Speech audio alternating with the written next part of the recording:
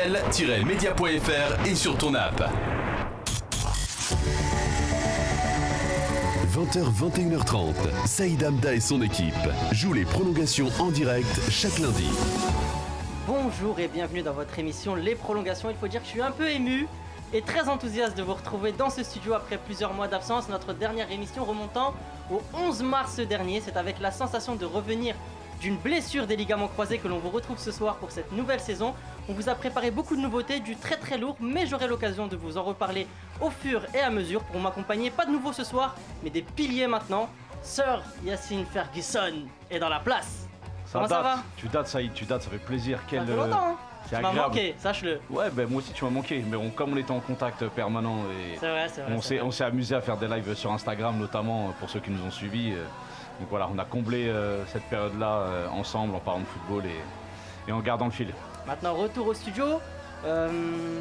Parmi les nouveautés, il y a désormais ta chronique aussi, en fin d'émission, le Fergie Time. Alors, il aime pas le blast que j'ai donné à sa chronique, mais il me le dit pas avant. Il me le dit 2 minutes avant de commencer. C'est normal, mais de toute façon, on demandera à ceux qui nous écoutent, aux auditeurs, s'ils aiment ce nom-là. Moi, je préfère le dénicheur de talent ou pour les anglophones, le talent scout. Tu veux pas qu'on t'appelle Scout Manchester voilà. City aussi?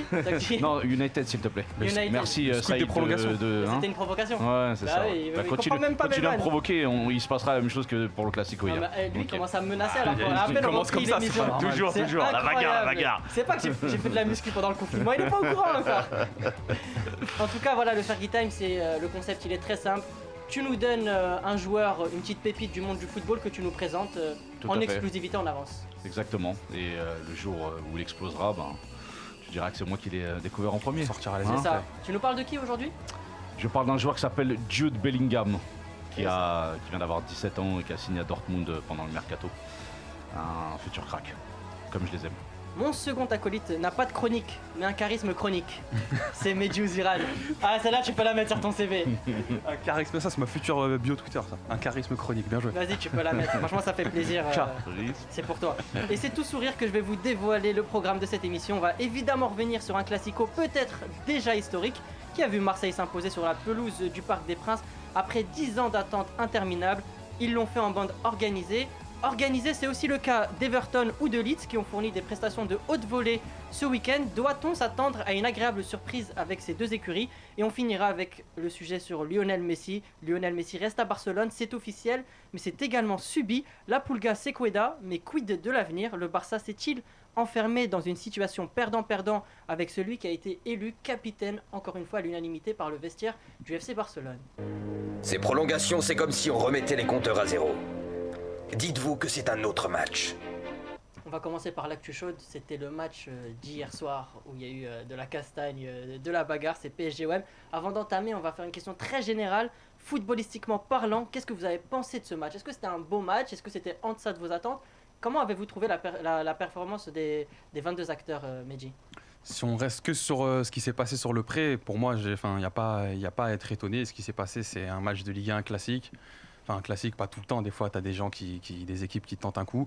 Là, on a eu un bloc bien regroupé et assez bas de la part de Marseille. Le PSG avec le ballon sur la majeure partie du match.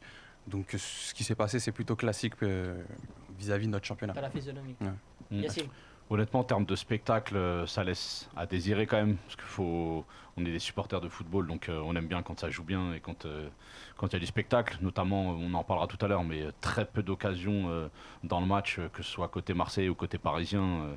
Je parle d'occasions vraiment franches, des situations en 1 contre 1. Très peu de cas. Et après, sinon, en termes de jeu, on avait 2 styles différents, avec 2 tactiques différentes, avec 2 coachs différents. Tellement il y a un écart entre les 2 équipes.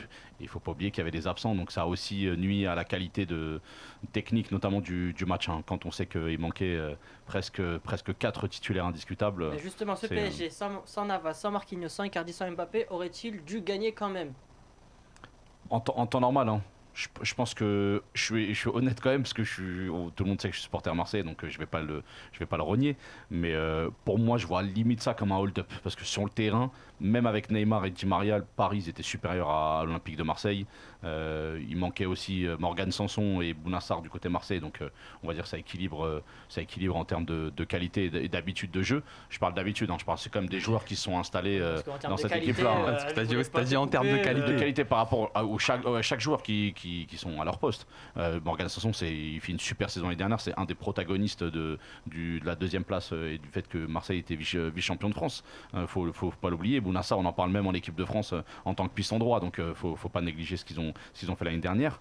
Et voilà, moi je pense que du côté parisien, le fait qu'il y ait Neymar et Di Maria, ça a rééquilibré les débats. Je pense que c'était logique que Paris gagne, bon, en tout cas dans mon esprit, je le voyais comme ça, et au final, je pense que c'est mentalement que la différence a été faite. Justement, tu as aussi évoqué les entraîneurs. Tuchel a-t-il perdu la bataille tactique face à André Villas-Boas, Mehdi? Je pense que oui, notamment sur le point de cette fameuse absence de numéro 9, là où le numéro 9 aurait pu avoir un vrai rôle pour le PSG. Côté Villas-Boas, c'était moins évident. Le numéro 9, on en avait moins besoin au vu de la tactique qui avait été mise en place. C'était le bloc bas et on jouait en contre. Et par ailleurs, finalement, Tuchel a perdu le match, donc il a forcément perdu la bataille tactique. Mais la bataille tactique, je ne sais pas si elle a aussi été emportée par Villas-Boas, dans le sens où on a vu clairement que c'était jouer la contre-attaque. Mais finalement, il n'y a pas eu énormément de contre-attaques. Donc ils étaient plus là pour défendre. Quand Yacine parle de hold-up, j'ai envie de le rejoindre, et non aussi parce que ça fait un peu comme si le Marseille déméritait. Finalement, ils déméritent absolument pas parce qu'ils sont venus. Je n'ai pas parlé de mérite. Non, mais tu t'as je dis c'est un hold-up par rapport au jeu. Je parle pas par rapport à l'aspect mental. Au vu de la physionomie du match, oui, voilà. Mais Marseille mérite quand même sa victoire. Et ils sont venus pour ça. Mais sur le plan tactique, Villas-Boas, il a réussi à faire ce qu'il voulait faire. Mais je sais pas si à la base c'était vraiment ça ce qu'il voulait faire, parce qu'on nous parlait de jeu en contre-attaque. Mais au final, on n'a pas vu énormément de contre-attaque. Yacine Villas-Boas. En fait, c'est simple. Moi, je suis à la place de Villas-Boas. Je me dis, je suis venu l'année dernière, j'ai voulu presser haut, j'ai voulu jouer haut, j'ai voulu produire du jeu, je me suis fait gifler 4-0. Donc je ne vais pas réitérer deux fois la même erreur. Je vais jouer en bloc bas, je vais utiliser mes forces. J'ai deux joueurs plutôt techniques devant sur les côtés qui peuvent faire la différence, en l'occurrence Thauvin et Payet, qui ont fait un plutôt bon match dans l'ensemble, en tout cas dans ce qu'on leur a demandé et je pense dans les consignes qui ont été transmises. Donc je pense qu'il était parti sur ça dans son esprit. On va essayer de défendre bas, on va être regroupé, bloc compact, et ensuite on a des milieux de terrain qui ont la qualité pour écarter le jeu à des moments particuliers, comme Rongier par exemple, Pape Gueye, qui a eu un peu plus de mal au départ mais qui s'est par la suite révélé. Et il est parti sur cette idée-là. C'est pour ça je pense aussi qu'il a mis un joueur comme Maxime Lopez qui a une qualité technique quand même au-dessus de la moyenne, même si physiquement c'est pas encore trop ça. Et je pense que c'est l'idée principale de Villas-Boas, c'est d'avoir voulu produire du jeu après en contre-attaque, faire des transitions rapides, écarter sur un côté et ensuite faire la différence individuellement. Avec un Thauvin et un Payet par exemple, parce que Payet était côté de Florenzi qui venait de faire son premier match et je pense qu'il s'est dit Thauvin en 1 contre 1 contre Bernat, ça peut créer des différences. En tout cas, cette idée-là. Finalement, cette idée qu'il avait de base, c'est pas forcément ce qu'on a vu sur le match. Comme beaucoup de matchs, tu as des idées au départ et au final, la physionomie du match fait que voilà. C'est pour ça que pour répondre à la question, est-ce qu'il a vraiment gagné sur le plan tactique ? Au final, tu regardes, il a gagné le match, donc tout est ok, le contrat est rempli.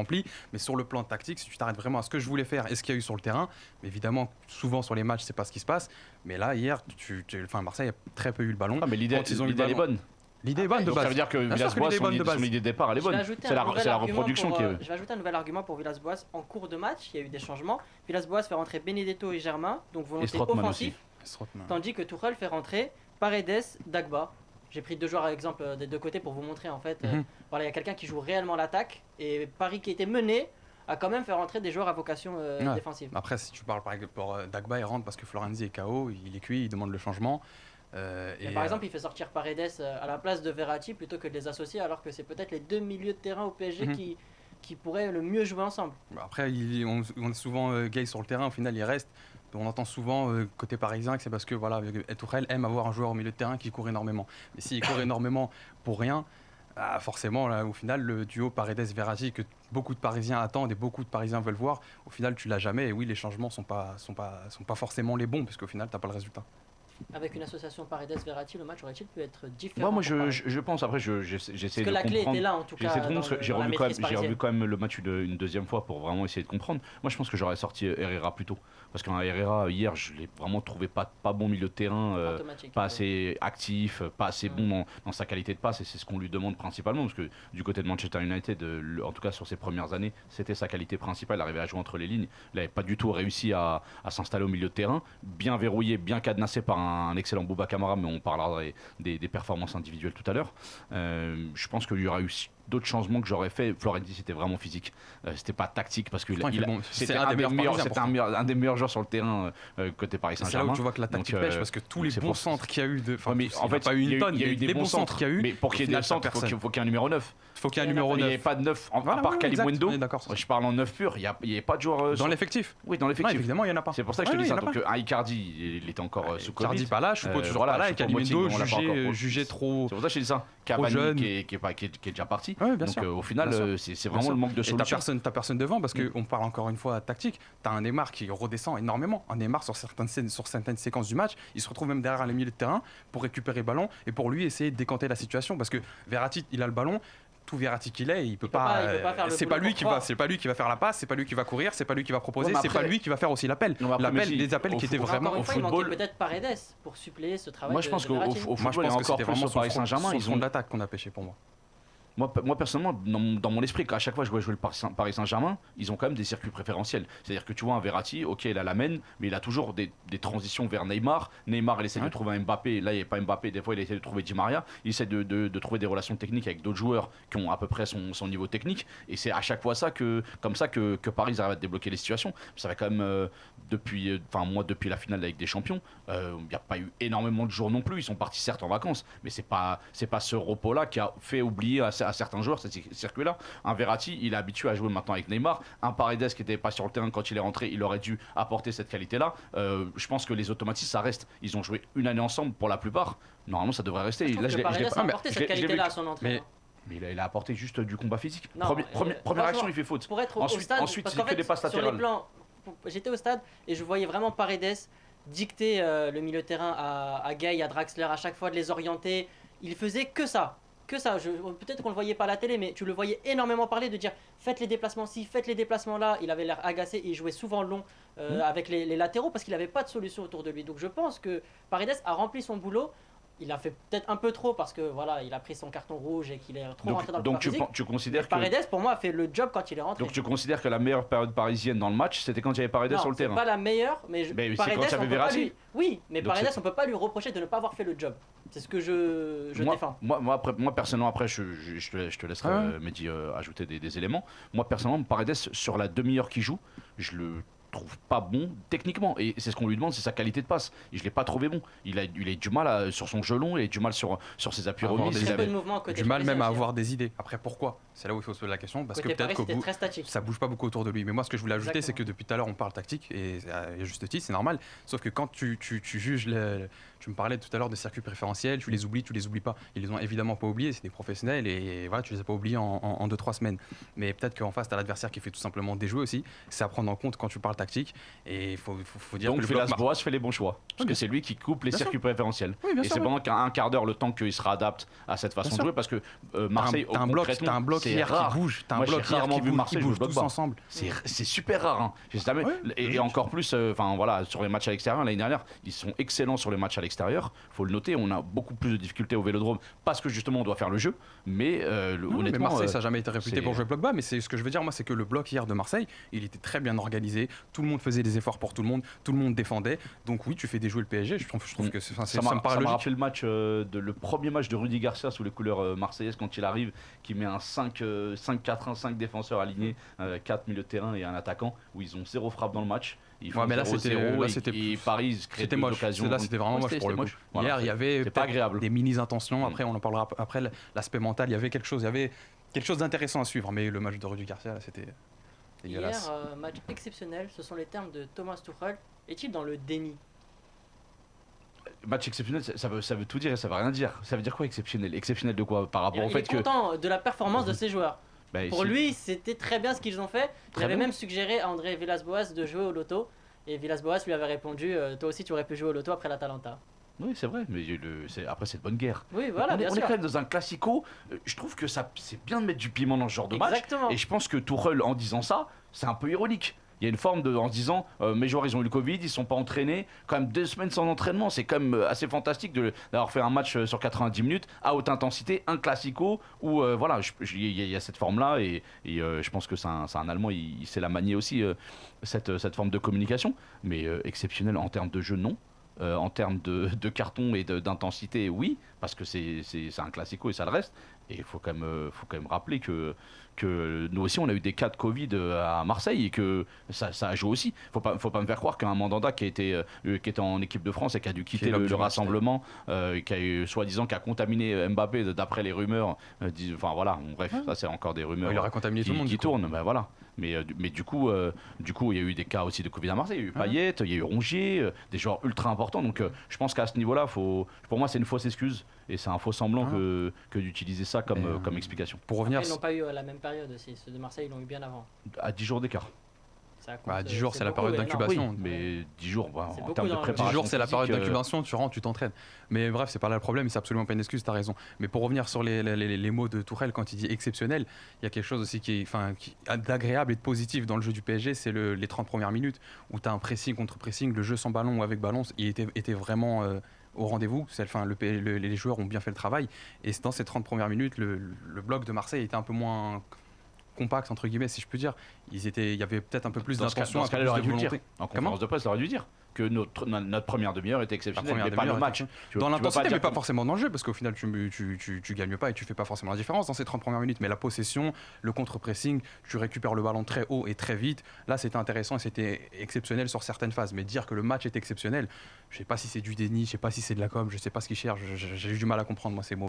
moi, je pense que, mine de rien, ça fait quand même 3 matchs du Paris Saint-Germain, 3 défaites. Il faudra se poser la question sur Tourelle à un moment donné. Est-ce qu'il joue sa tête ou pas? Enfin, moi, c'est comme ça que je le vois. C'est difficile de le juger après une finale de Ligue des Champions. Faut parler des 3 matchs. Mine de rien, parce que ces choix, on en parle tout à l'heure, on a comparé les choix de Tourelle et les choix de Villas-Boas. Donc ça veut dire que si on parle des choix de Tourelle, ils sont quand même remis en question. Contre Lens, il a peut-être pas de solution, mais il ne joue pas non plus pour avoir des solutions. Une finale de Ligue des Champions, oui. C'est presque logique de perdre. C'est le Bayern en face et c'est une finale de Ligue des Champions, c'est du pile ou face. T'as un match contre Lens. J'ai pas envie de sortir des excuses, mais le PSG est décimé, c'est une reprise, il n'y a quasi pas d'entraînement, tu joues avec les petits. Et là, tu as Marseille, c'est le classico, il s'est passé ce qui s'est passé. C'est pas... Les résultats sont pas là. Les résultats sont pas là. Mais tu vas pas me faire croire, Mehdi, toi, supporter du Paris Saint-Germain, que c'est les choix de Tourelle qui les ont emmenés en finale de Ligue des Champions. Tu vas pas me dire ça. C'est pas le principal responsable. Non, mais il est sur le banc. Il t'a ramené, il est sur le banc. Tu peux pas lui enlever non plus le mérite qu'il a. Je l'enlève pas ce mérite-là. Évidemment, je suis en train de te dire que il a pas été auteur de coups de génie, de coups tactiques incroyables pendant le Final 8 et même pendant toute la Ligue des Champions. Mais il était sur le banc et tu peux pas lui enlever son mérite, c'était lui le coach. Après, tu perds la finale, tu as le contexte contre Lens et tu as ce qui s'est passé hier, je me répète. Mais après, voilà, pour la stat, Paris a perdu ses 2 premiers matchs d'une saison de Ligue 1 sans marquer le moindre but pour la 2e fois de son histoire, c'était en 78-79. Donc nous n'étions pas nés. Exactement, même toi Yacine, c'est incroyable. Même moi, effectivement, le dinosaure. Tu commences? Non, le chef du village. Pas du le chef du village, donc appelle-moi Abra Raccourcix, non? Okay. Non, c'est avec du respect. Garçon Kabyle, c'est ça, village Kabyle. Exactement, c'était comme ça dans ma tête en plus. Je te voyais dans il avait des montagnes. J'aurais du sanglier devant moi. Bon, après la petite séquence raciste, on va reprendre. Commence pas, on va en parler du racisme. Vu ce qui s'est passé hier, on va en parler, attention. On va en parler à la fin. Marseille a-t-il lancé sa saison grâce à ce match-là? Est-ce que Marseille peut s'appuyer sur cette performance pour la suite de la saison? Alors, comme je disais tout à l'heure, et Mehdi l'a appuyé dessus également, mentalement, oui. C'est le fait de gagner, même si c'est début de saison, parce que c'est rarement les PSG Marseille se sont joués aussitôt dans un championnat. Tu marques le coup, mentalement, tu leur fais mal. Tu fais mal quand même ça fait 7 fois champion, même s'il y a eu Monaco entre-temps. Mentalement, ils font la différence. Psychologiquement, que ce soit dans l'impact, dans la mentalité même marseillaise. Enfin, les supporters sont très importants à l'Olympique de Marseille, tout le monde le sait. Le fait d'avoir gagné contre le Paris Saint-Germain au Parc des Princes, tu marques le coup. Tu es invaincu, tu viens de commencer ta saison, tu fais 2 matchs de victoire, c'est important. Il y a, je crois, 3 matchs d'affilée pour l'Olympique de Marseille à domicile. Donc tu lances parfaitement ta saison. Par contre, c'est à double tranchant. Si tu te dis que tout est acquis maintenant que tu as gagné, c'est là où tu tombes dans les pièges, sachant que la Ligue des Champions commence bientôt et que je pense qu'on n'a pas un effectif assez profond et qu'on n'a pas assez de profondeur de banc pour pouvoir tenir sur toutes les compétitions. Mais si on est sérieux, et je pense que mentalement, maintenant ils le sont, ils ont compris, ils ont un coach qui a tout fait pour que ça fonctionne bien à ce niveau-là, je pense que s'ils arrivent à assimiler tout ça, ça peut être une très très bonne saison côté Marseillais. Déjà, je suis pas inquiet côté parisien, hein, mais Marseillais c'est ultra positif ce genre de victoire. Mais déjà contre Brest, je trouve qu'il y a eu, c'est pas le match du siècle, c'était le premier de la saison, celui de Brest. Match, ouais. Déjà contre Brest, il y a quelque chose mentalement qui s'est passé, tenir le match et tout. La physionomie, ils se sont fait quand même bousculer. Ils ont fait perdre le match. Pour dire la vérité. Ils sont fait bousculer très clairement. Non, le terme c'est bousculer. Bien joué. Le terme bousculer. Qu'un seul patron ici, d'accord. Ils se sont fait bousculer et réussir à garder la victoire, c'était déjà quelque chose. Après, t'enchaînes avec le PSG, sur le plan mental, c'est déjà quelque chose. Et là, t'as une semaine avec Saint-Étienne et Lille à domicile, les deux. Saint-Étienne et Lille. Donc la saison peut être lancée cette semaine. Est-ce qu'elle est déjà lancée au bout de 2 matchs? C'est compliqué à dire. Mais là, cette semaine, si tu perds 0 points cette semaine face à Saint-Étienne et Lille, je pense qu'il y a quelque chose d'intéressant pour la saison. Et après, effectivement, il faudra voir le début de la Ligue des Champions, la profondeur de l'effectif. C'est là où Marseille devra plus assumer parce que j'allais dire fanfaronner, ils n'ont pas fanfaronné, ils ont mérité la victoire et c'est très bien célébré, etc. Mais c'est pas fanfaronné, hein, franchement. Non, c'est pas fanfaronné, le mot sorti comme ça, mais c'est pas ça. C'est comme tout à l'heure bousculé, tu vois, c'était le bon mot, mais là, fanfaronné. Là, c'est pas du tout le bon, effectivement. C'était l'idée. Elle est bien placée, franchement, c'est bien joué. Il a raison, ils ont fait la fête, etc. Mais il faudra assumer sur le long terme, je pense, pour Marseille, parce que la profondeur de l'effectif, j'ai un gros doute dessus, mais je leur souhaite. J'ai envie qu'on sorte la loupe pour s'attarder sur la performance individuelle de quelques joueurs. J'ai envie qu'on commence par Florenzi. Pour ses débuts, est-ce qu'il vous a impressionné? Parce qu'il a été beaucoup critiqué quand même quand Florenzi arrivait. Beaucoup disaient qu'il était mort depuis ses 2 blessures au ligament croisé, que c'était un joueur qui était complètement cramé. Il a quand même montré que déjà qualitativement, il était meilleur que tous ceux qui étaient déjà là au PSG. Et au-delà de ça, prestation plus qu'honorable pour Florenzi. Moi j'irais encore plus loin parce que j'en ai assez débattu de Florenzi avant qu'il signe au Paris Saint-Germain. Beaucoup d'amis à moi, supporters du Paris Saint-Germain, voulaient savoir ce que ça donne parce que je regarde beaucoup la Serie A et que je m'intéresse à ce type de profil de joueur en tout cas. Qui pensaient que Florenzi c'était un joueur nul défensivement, qui avait juste une qualité de centre et que ça s'arrêtait là. Comme tu l'as dit, tu l'as souligné, qui a été blessé quand même des graves blessures au ligament croisé. C'est dur de revenir après ça. 2 fois. Honnêtement, top 3 des meilleurs joueurs parisiens hier dans ce qu'il a apporté. C'est un joueur. En fait, avec son gabarit, on pourrait penser que c'est un joueur qui se fait bouger dans les duels, mais pas du tout. C'est un joueur qui va au contact. C'est un joueur qui a de l'énergie, qui prend tout son couloir. J'ai pas le souvenir d'avoir une action où il se fait salir par un Payet ou par un Mavi. Il est solide, il est en place. Au-delà de sa qualité de centre, qui est effectivement sa qualité principale, tactiquement en place, qui a réussi à communiquer, qui a instauré quand même un état d'esprit conquérant à tous les. Et c'est pas normal qu'un joueur qui est arrivé depuis 2 jours se comporte de cette façon-là. Ça veut dire qu'il a déjà, c'est comme s'il avait déjà le Paris Saint-Germain dans la peau et qu'il était plus impliqué que des joueurs qui sont là depuis 2-3 ans. Il a toujours eu cette attitude, même à Rome, c'était le capitaine. À Valence un peu moins, Valence c'était un peu plus compliqué. À Rome il était capitaine, mais parce qu'il vient de Rome. Il vient de Rome, il est originaire de Rome, donc ça joue le fait de, tu vois, c'est comme un Kimpembe qui vient de Paris. Je pense qu'à Valence il se voyait pas sur le long terme, il n'a pas peut-être adhéré à l'identité du club. Beaucoup de mal au niveau technique sur les terrains de Liga, c'était pas trop son fort, mais je pense que là en Ligue 1 il va exploser. Je pense que Kerrer jouera pas, il a perdu sa place. Je pense. Après, il n'était pas censé être latéral droit à la base. Ouais, à la base, mais dans l'axe, je pense que ce sera Marquinhos, Kimpembe dans la logique des choses, que Thiago Silva, le seul qui peut le remplacer, c'est Marquinhos. 6, hein. Malheureusement. Sauf s'il recrute un 6. Encore une fois, on en parlera peut-être après aussi du mercato du Paris Saint-Germain, mais je pense que là, sur un match comme ça, ils ont dû voir quand même les secteurs où ils doivent recruter. J'ai l'impression qu'on dit ça à tous les matchs du PSG. Même après la Ligue des Champions, on disait après ce match-là, on voit quand même qu'il y a besoin d'6 au PSG. Et j'ai l'impression que toujours pas. Franchement, moi, sur tous les matchs que j'ai vus du Paris Saint-Germain, tous, je parle pas uniquement de finale de Ligue des Champions ou autre, tu le vois qu'il manque un arrière droit et tu vois qu'il manque un 6 de haut niveau pour atteindre ce gratin mondial dont ils rêvent tous. Mais il manque. C'est pas avec un Gay ou un Paredes qu'un jour ils vont atteindre ce niveau-là, d'être en moins un top 4 du monde. Je parle de hors catégorie, je ne compte pas le Barça, le Real, parce que pour moi c'est autre chose. Mais au moins atteindre un niveau d'un Manchester City sur du long terme. Le Bayern, ils ont prouvé qu'ils étaient encore un petit peu légers pour atteindre ce niveau-là. Mais Manchester City, je pense. Oui, je parle sur le long terme. Le Manchester City, comme 2 fois sans Non, 2 fois. Ils ont un petit train d'avance sur le Paris Saint-Germain. C'est pour moi, de ce que je vois, La première ligue, c'est plus dur que la Ligue 1. Ouais, mais il ça, la gagne 2 fois d'affilée. Oui, mais Là, franchement, tu peux pas là, le pour moi, c'est c'est pas une notre erreur. faute si on Contre est Lyon, c'est une erreur. Après, je veux qu'on reste sur Mais, le cas de Florenzi. Non, je parlais du mercato. C'est pour ça que je disais qu'à chaque fois, je regardais des On va matchs. pas l'aborder Voilà, aujourd'hui. donc du coup, Je veux qu'on reste sur Florenzi. Florenzi, pour moi, intéressant. top 3. Je vais même dire top 2 des meilleurs joueurs parisiens hier. Ouais, Honnêtement. top 2 avec Neymar, bien sûr. Moi, ce que j'ai aimé aussi, c'est sa faculté à centrer sans forcément déborder. Ça veut dire parfois, il a son vis-à-vis en face de lui et il peut quand même te mettre un bon ballon dans la surface au bon endroit. Et c'est assez intéressant où t'as pas tout. Pareil, ça se voit qu'il avait pas les cannes forcément pas hier donné. pour déborder à chaque fois et il arrivait quand même à te mettre le bon ballon au bon endroit. Je trouvais ça intéressant. Surtout que c'est un joueur polyvalent, donc il peut même Il peut jouer même un jouer- cran plus haut s'il Il peut même jouer en y a des 6. besoins au PSG. Il a déjà joué Ah ouais, 6. c'est vrai, c'est Il a vrai. déjà je- joué, c'est ça que moi je Ah oui, connais non, moins. alors il a joué 6, il a joué ailier droit, il a joué ailier gauche, il a joué latéral gauche, il a joué latéral droit, il a joué vraiment Sur à le beaucoup flanc de droit, postes, Chavet. et c'est Après, Rudy Garcia qui, quand il arrive à la Roma, le met sur le côté droit. D'accord. Donc, Je suis pas grand suiveur de la Serie A, mais je connais le joueur, mais Ouais. je savais pas qu'il était aussi polyvalent que ça. Si, vraiment super capacité. Un super joueur, je veux pas me le raconter, mais j'ai écrit un article en 2016 où j'imaginais le mercato du PSG. Et à cette époque-là, j'avais recommandé un certain Alessandro Florenzi. Voilà, D'accord. c'est mon autopub. Mais Ça a pris 2 Donc, minutes, du mais coup, je du coup, la voulais rubrique dénicheur de talent, c'est je pour voulais le toi, parce que, placer. du Non, coup, mais je voulais le placer, voilà. J'ai Mais pensé c'est à tout à Florenzi en ton honneur. 2016.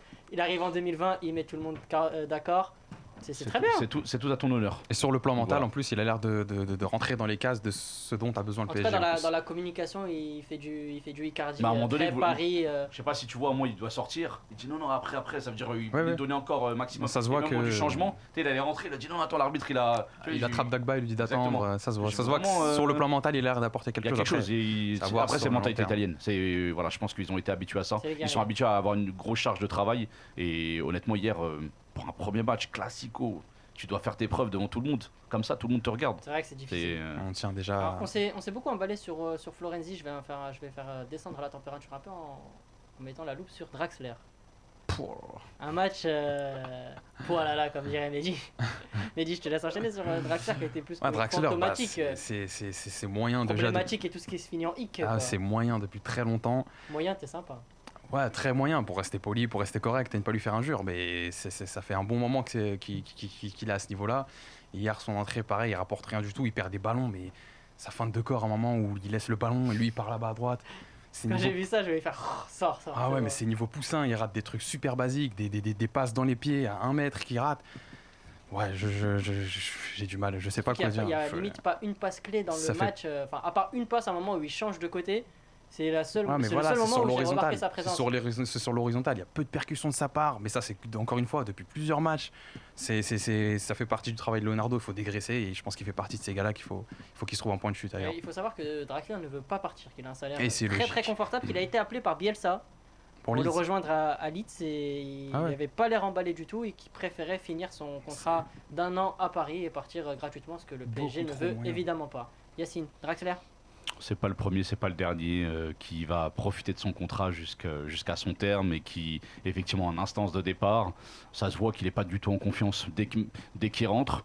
Moi, personnellement, je lui en veux pas parce que je pars du principe que c'est pas un titulaire indiscutable. Vous jugez un joueur, non mais tu juges un joueur, Mehdi, sur 30 minutes, il a joué une demi-heure, il a pas apporté, ok. Il y a d'autres joueurs qui sont déjà rentrés de demi-heure qui n'ont pas apporté.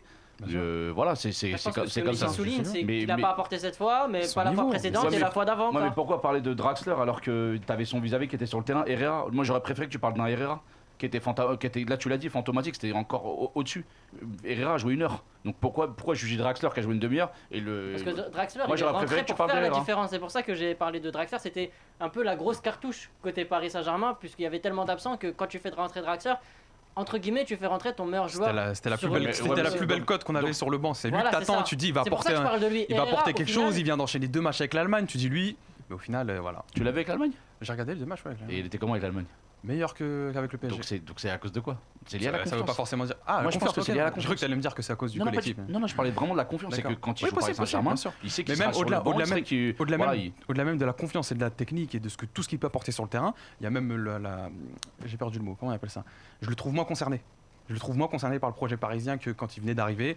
Donc forcément, ça se voit Quand après il est sur le arrivé, il est terrain. arrivé C'est pas fort. dans la peau d'un titulaire. Il est arrivé dans la peau d'un titulaire, il avait voilà quoi, il il a avait signé. ouais, bah Ouais, ouais. il a porté, hein. Il était là le jour du 4-0 contre le Barça au parc. Hein. Voilà, mais Donc, il était là sur le terrain il avait marqué, hein. et dans les têtes. Il Et avait là, je le trouve beaucoup moins concerné, donc beaucoup moins confiance, t'as raison aussi. Non, mais ça Et joue. techniquement, bah ça se voit. Je veux qu'on parle de Mandanda, match exceptionnel. Est-ce que déjà, et ça franchement je suis obligé de poser la question, mais est-ce que c'est choquant qu'il ait pas pris un carton jaune avec tous les temps d'attente qu'il a gagné? Non. Tu veux en parler? Non, est-ce que Je c'est sais pas, est-ce que en c'est fait, choquant? il aime bien Non, ça m'a provoquer Saïd. Ouais, bien Non, sûr. non, non, ça m'a pas choqué. Moi, qu'il ait pris un carton jaune, vraiment pas. Pas du tout. Je me suis absolument pas posé la question qu'il gagne du temps. Bah, c'est un peu normal, c'est comme ça partout. Mais il a fait ça quand même tout le match, à aucun moment l'arbitre. Ouais, mais je pense qu'il en a pas abusé. Il a l'expérience, il sait comment faire, il sait quoi faire. Il en a pas abusé aux yeux de l'arbitre. Et ni même à mes yeux, ça m'a pas choqué. Maintenant, si on veut parler de Mandanda et de sa performance, bah, c'est l'homme du match. Il a fait les parades qu'il fallait au moment qu'il fallait, qui n'étaient pas forcément évidentes. Respect, qu'est-ce que tu veux dire? Respect, c'est le meilleur gardien, c'est le meilleur gardien même sur la décennie de notre championnat. Et il l'a encore prouvé hier, rien à dire. Merci. Mehdi a presque tout dit. Pour moi, c'est le meilleur gardien de Ligue 1. Pour moi, c'est un gardien expérimenté qui a essayé sa chance dans un championnat étranger. Ça n'a pas marché pour lui. Je pense qu'il est fait pour la Ligue 1, il est fait pour Marseille. Ça se voit qu'il aime Marseille vraiment foncièrement, qu'il l'a dans la peau. Je pense que j'en ai vu beaucoup d'arrêts de gardien, mais l'arrêt qu'il fait au bout d'1 minute 30, il n'est pas encore chaud, il n'est pas encore dans le match. Tu sais, ça vient de commencer. Arrêt comme ça, bout des doigts, presque à bout portant. Franchement, je t'ai pas donné n'importe qui. Sur Verratti, sur la première le action genou, là. En plus avec le genou de Verratti, c'est-à-dire le ballon, la trajectoire du ballon, elle est. Tu sais même pas comment. Tu sais pas, en fait, tu es sur tes appuis, il va la chercher. Et il la repousse pas au point de pénalty ou dans la surface. Il avait bien. Après, on n'est pas spécialiste du poste, mais franchement, respect. Non, vraiment. Voilà, il a dû dégoûter les joueurs. Je pense que sans Mandanda hier, on en prend beaucoup parce qu'en plus, un ou deux, déjà. L'action est au bout de 2 minutes. Donc si tu prends un but, tu sais très bien que change Paname derrière, on dit ça déroule. Je pense qu'on peut en prendre 3 ou 4 s'il fait pas l'arrêt. Et c'est l'homme du match, il me semble aussi, non? Je sais pas qui ils ont élu, mais. Moi, j'estime que c'est l'homme du match. Maintenant, pour les prolongations, c'est l'homme du match. C'est le phénoménal, c'est son surnom. Il est très très apprécié du côté de Marseille. Moi, c'est un joueur que j'aime beaucoup, que j'estime beaucoup. Je l'ai jamais entendu se plaindre, pas d'histoire en dehors du football ou autre. Toujours un bon état d'esprit, formateur pour les plus jeunes. Je pense que c'est une des raisons aussi qui a fait que Yoann Pelé, le deuxième gardien, il est resté. C'est que on lui a parlé en disant je sais que c'est dur pour toi d'être deuxième gardien et tout. Voilà, accroche-toi, c'est pas facile et tout. Il est venu le parler alors que c'est le gardien numéro 1 et il a toujours gardé ce côté formateur et ce côté rassembleur. J'apprécie beaucoup. Dernier joueur à la loupe, Dimitri Payet. Payet a-t-il soulevé Paris? C'est pour te faire plaisir, ça. Donc t'es en train de dire que Paris c'est Ludivine? C'est pas ce que je dis. Bah non, je te demande parce que. Est-ce attention à la misogynie? Je suis désolé. Non, mais je peux pas te défendre éternellement. Là, tu te mets dans des problèmes. Tu n'as pas compris. Je suis désolé. Le CUP il faisait référence à la banderole. La seule chose, bah, c'est pas moi. Ne me traite pas de misogyne alors que je le suis. Moi, je te vois. Je fais exprès, ça y est. Je suis obligé de t'embêter. Bref, moi je pense que il y avait un message qui est très bien passé du côté parisien. C'était la cible, c'était Payet. Tous les joueurs voulaient se faire Payet. Parce que par rapport à la vidéo, effectivement, critique, oui, charrie le Paris Saint-Germain par rapport à l'étoile de Ligue des Champions. C'est du chambrage comme il en existe dans plein d'autres championnats. C'est pas spécifique à la Ligue 1. Je pense que là, ça a donné un petit côté dramaturgie au Classico. J'ai bien aimé. Il les a portés, pour rester poli. Et ça me va, c'est ce que je voulais voir. Il a pris des coups, il savait qu'il allait en prendre. Ah, il en a pris beaucoup. L'entrée de Paredes, première action. Franchement, après. J'ai explosé de rire, je me suis dit, non, mais Paredes, ça se voit qu'il l'attendait depuis le pire, c'est le tacle de Di Maria. banc. C'est le tacle par derrière, pour moi, c'est un assassinat. Dans un contexte normal, je pense, dans un autre match, il aurait pris rouge sur une action comme ça. Après voilà, il a fait son taf, il est passeur décisif sur le coup de pied arrêté, c'est sa qualité principale, c'est aussi pour ça qu'on a besoin de ce type de joueur. Je vais pas parler de son surpourpoi, mais il va falloir qu'il fasse une petite cure. À part la passe, il a été quand même difficulté pendant le match. Il a pas fait. Oui, non, justement. Mais après, il a le secteur offensif de l'OM en général. Ce que je voulais dire, c'est qu'il a beaucoup participé en termes de repli défensif à fermer le côté d'Amavi. À part les centres de Florenzi, il n'y a pas eu beaucoup de situations côté gauche de la défense marseillaise.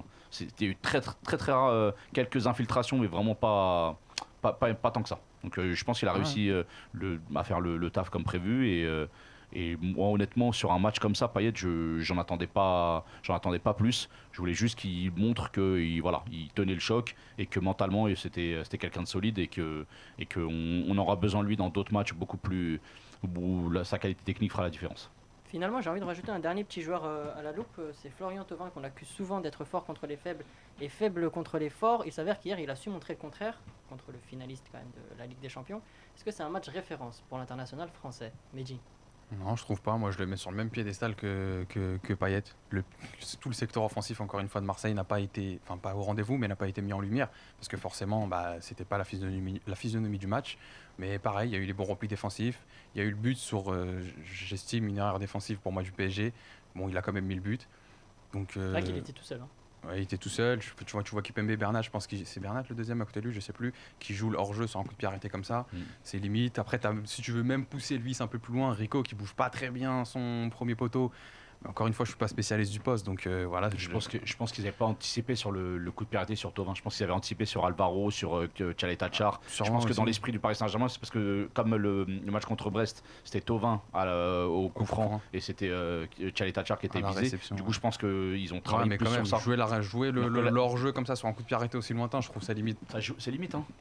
Non, que eux jouent leur jeu, que les défenseurs parisiens jouent leur jeu, c'est limite. Ouais, il lève la main, bien sûr. Il lève la main, il s'arrête, il va même pas au duel. Après, la trajectoire, elle est belle, le coup franc est très bien tiré, c'est pas évident. Thauvin, il la reprend en une touche, vraiment entre Sergio Rico et le premier poteau. Donc au final, pour revenir à la question, Thauvin, il a fait son taf finalement. Est-ce que c'est un match référence? Non. On dit souvent qu'il est fantôme là, pour le coup, il a pas. Non, il a mis le but. Ouais, mettre le but. Au-delà du but, en fait, je pense que Villas-Boas, encore une fois, et c'est pareil pour Payet, ce que je disais juste avant, son rôle c'était de fermer le couloir. Parce que Bernat monte, parce que c'était le côté de Neymar, et je pense que la consigne principale c'était d'aider Sakai en cas de besoin, et c'est pour ça que Rongier jouait plutôt relayeur côté droit pour aider aussi, pour qu'il soit à 3 contre 2 à chaque fois et qu'il soit en supériorité numérique pour défendre.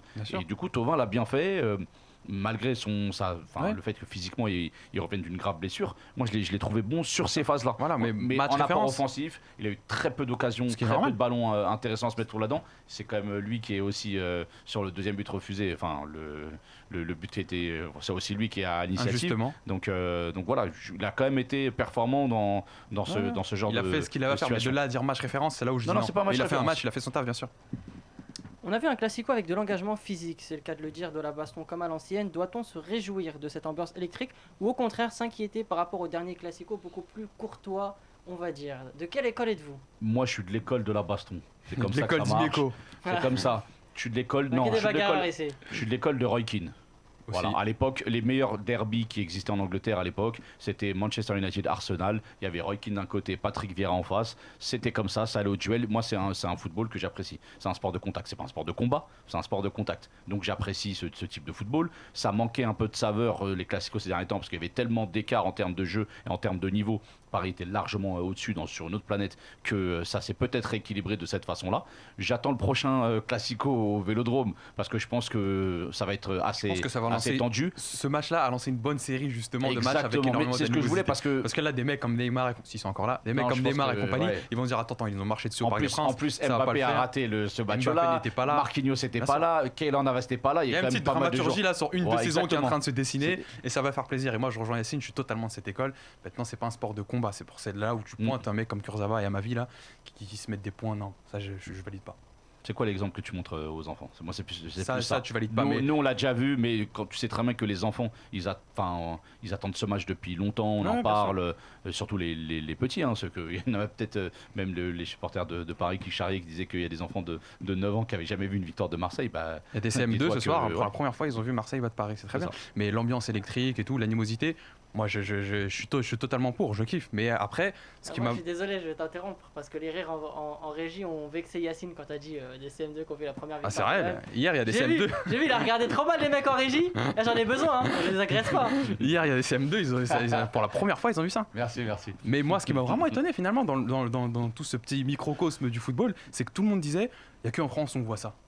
Non, mais de toute façon, à chaque fois qu'il y a un problème, c'est qu'en France qu'on voit ça. Mais tu l'as dit dans des derbies, des Manchester-Liverpool, on en a vu des Barça Real ou Ramos, mais des paquets. Barça Real, ça se bagarrait. Mais tu regardes. Mourinho va mettre un doigt à l'œil à l'assistant. Même en Italie, tous ces trucs. Mais en Italie, le vice de ouf en Italie.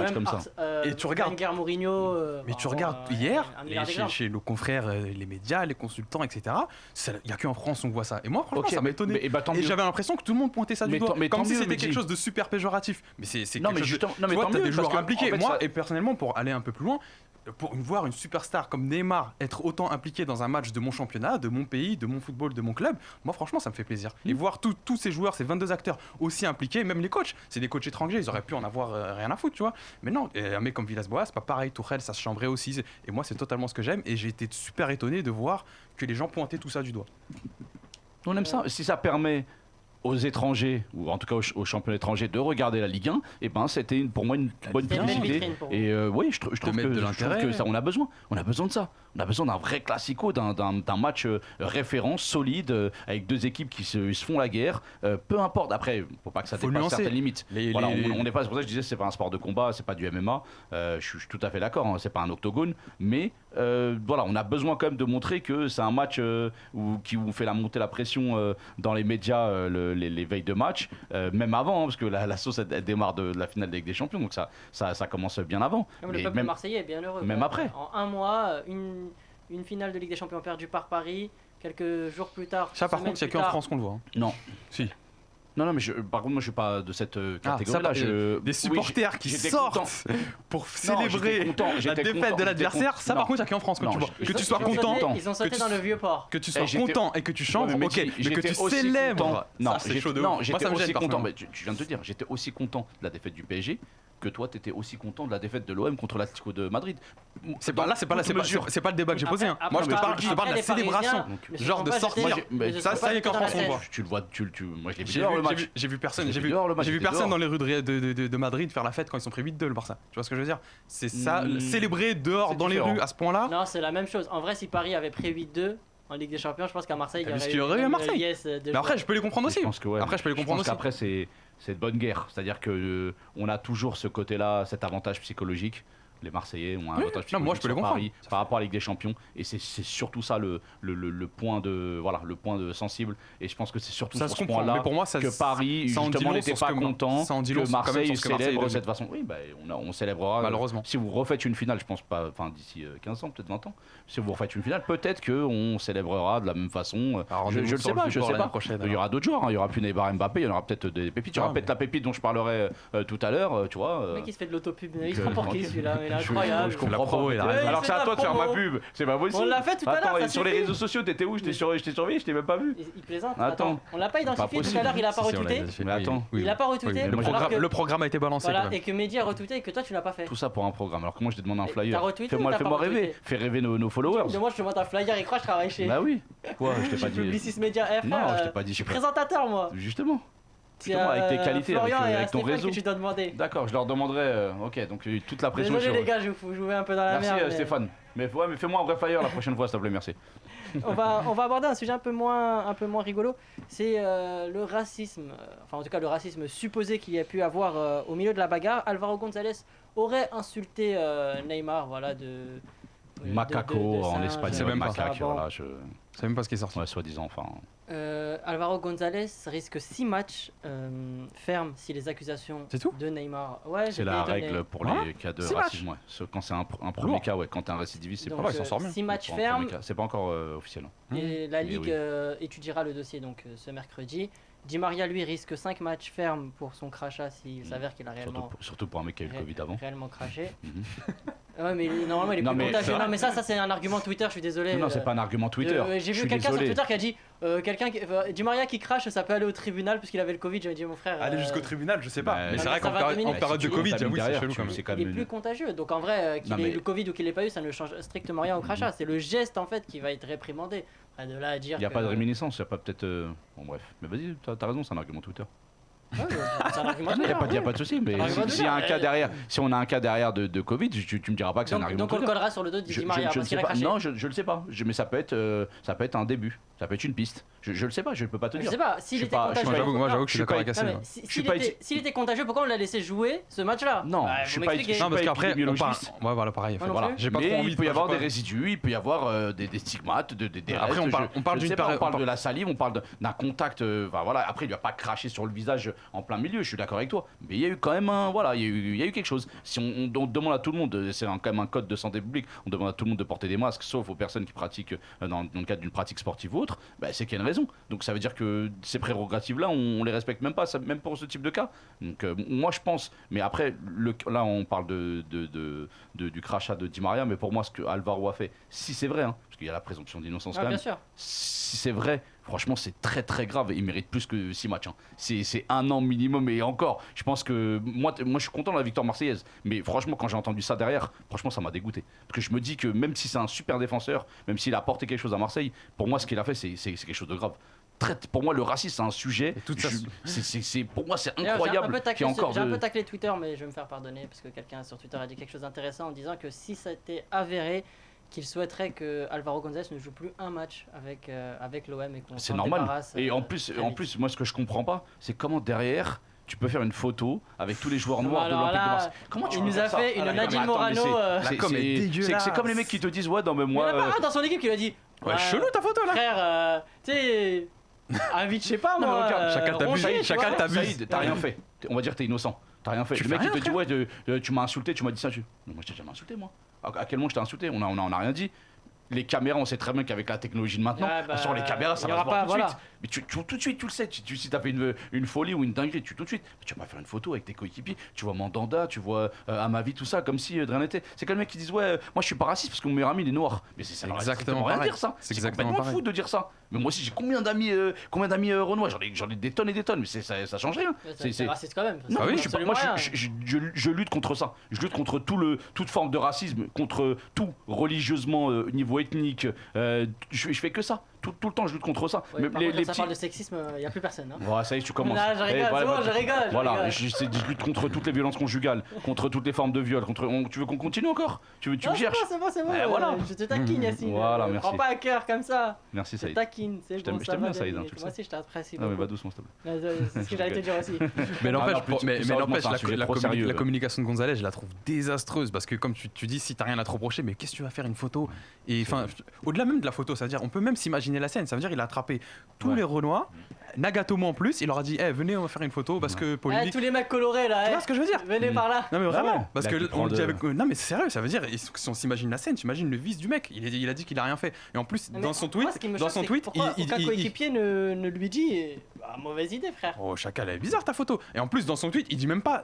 Enfin, il dit pas non, j'ai pas dit ça. Ouais. Tu vois, enfin, j'ai pas Il disait que le racisme n'avait pas sa place, mais aller Marseille, bon. C'est chelou quand même. Moi, je trouve ça vraiment bizarre. C'est pour ça que. Et en plus, au-delà de ça, on s'éloigne un peu du football, mais j'ai jamais vu autant de mecs qui demandent autant de preuves à un mec qui est victime de racisme. Là, parce que Neymar se fait insulter, on veut des preuves. Quand quelqu'un d'autre se fait insulter, ce qui est pour moi légitime, on demande pas de preuves. Si Neymar t'a dit qu'il a entendu, de toute façon, qu'on demande des si preuves, Neymar réagit autant, on les mais aura, je pense que en fait, ce que je veux dire pour aller droit au but, je trouve ça dégueulasse de demander des preuves. Je suis d'accord avec toi, Mehdi. Mais il faut qu'il y ait un cas qui fasse jurisprudence. Parce que justement, si ce cas-là, il est traité de cette façon-là, peut-être que tous les matchs de Ligue 1 vont être scrutés et tu vas en entendre des vertes et des pas mûres. C'est très bien que moi, sur des terrains de Ligue, j'entends énormément de choses. Bon, c'est pas filmé, c'est pas enregistré, mais j'entends des choses qui me choquent. Donc je pense qu'en Ligue 1 c'est pire parce qu'il y a beaucoup plus de voilà, c'est cosmopolite et c'est le football c'est devenu mondial. Ouais, donc pour moi, je pense que Neymar, on en a parlé tout à l'heure. Je pense que Neymar a déjà eu des insultes auprès de quelqu'un, même. Enfin, est-ce qu'il en a déjà eu? Oui, moi je suis pas d'accord avec toi quand tu dis qu'il y en a énormément sur les pelouses de Ligue 1. Ça, je suis pas d'accord avec toi. Mais est-ce qu'il en a déjà eu? Oui. Moi, ce qui me choque vraiment, c'est au-dessus du foot, c'est de demander des preuves. On est obligé de demander des preuves. Aujourd'hui, on sanctionne donc Alvaro González sans preuve. C'est ça? Non, j'ai pas dit tu sanctionnes. Il y a une présomption d'innocence. Exactement, la présomption d'innocence. Si tu ne demandes pas des preuves, donc tu vas sanctionner Alvaro González sur les dires de Neymar. Ça ouvre quand même à beaucoup de dérives. Ça veut dire qu'aujourd'hui, un joueur peut t'accuser de tout et de rien. On n'a rien entendu. Bon, si Neymar réagit de la sorte, si Neymar il s'étale ensuite sur les réseaux, je pense pas que c'est pour rien. Et puis tu fais un parallèle avec la vie, de tous les jours. Mais... Si aujourd'hui une meuf elle vient, elle te dit je me suis fait agresser par un mec chelou. Je suis d'accord. Le parallèle il est un peu chelou. Ok, mais c'est. Non, mais c'est pareil.